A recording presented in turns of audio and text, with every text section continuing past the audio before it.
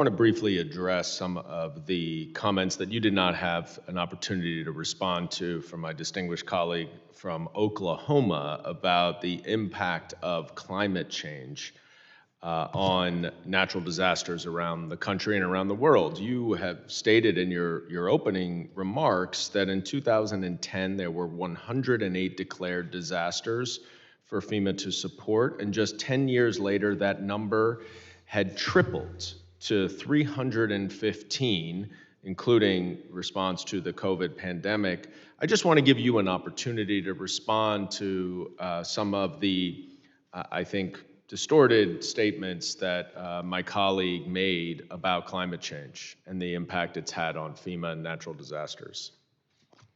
You know, Congressman, what I can say is what I've seen over the few months, years that I've been in this role.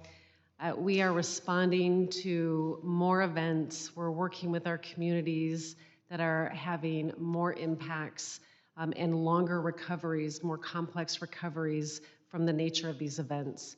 And we're seeing the dynamics of them change. Hurricanes are not just wind events like they used to be. They're significant water events with excessive rainfall and storm surge that's causing destruction that we didn't see from a hurricane that might have hit the same area a decade previously. We're seeing atmospheric rivers where you then merge an atmospheric river with decades of drought and then wildfires that create damages that any of those incidents on their own wouldn't have created. So we're seeing this convergence of different climate events come together and cause damage that we would have never anticipated. We have to continue to work and model what we think the potential impacts are of the convergence of all of these different events.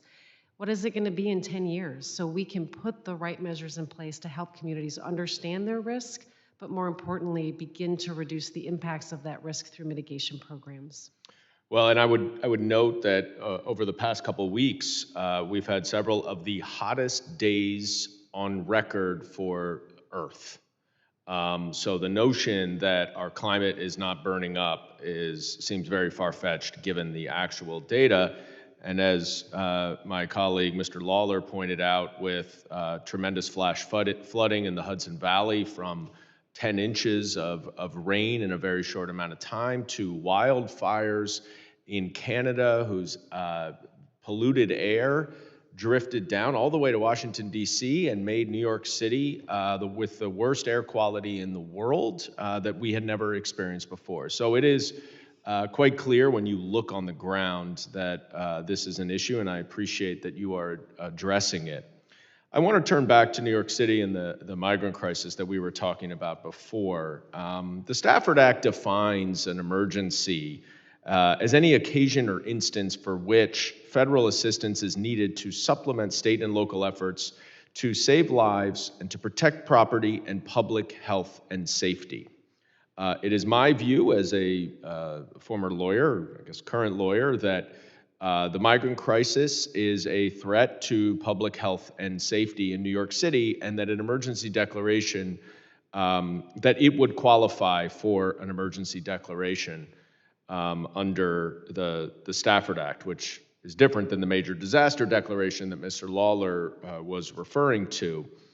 I would like to understand what benefits FEMA could provide to New York City if an emergency declaration is declared by the administration.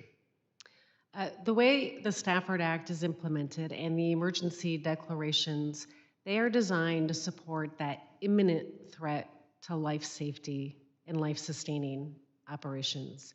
When I look at Vermont, Vermont received an emergency declaration because they were in active life-saving mode, and it allows us to move resources in quickly to make sure that there is no loss of life. As we look at the support that New York continues to provide to support migrants, it does not meet that immediate and imminent threat to save lives. That is why the Shelter and Services Program is suited specifically to support those ongoing needs that these communities have to provide that ongoing shelter. I would point out that there are instances in the past where emergency declarations have been declared when there is not the type of natural disaster that is occurring in Vermont. And I would urge you and the department to review those other precedents that I believe would apply. And I guess the last question, if you'll indulge me, Mr. Chairman, is whether you have had any discussions with the White House or further up in the department about New York and the possibility of approving an emergency declaration. We have not had a request for an emergency declaration. I have spoken with Mayor Adams about what his needs are, and our conversations with the department and the secretary have strictly focused around the program that we do implement, which is the Shelter and Services Program. Well, once again, I'd urge you to continue to have those conversations. I do think it can apply, and I think that the crisis is very real, and it is very important to get the administration's support beyond the Shelter and Services Program on a going forward basis. And I thank you for your indulgence, Mr. Chairman, and I yield back.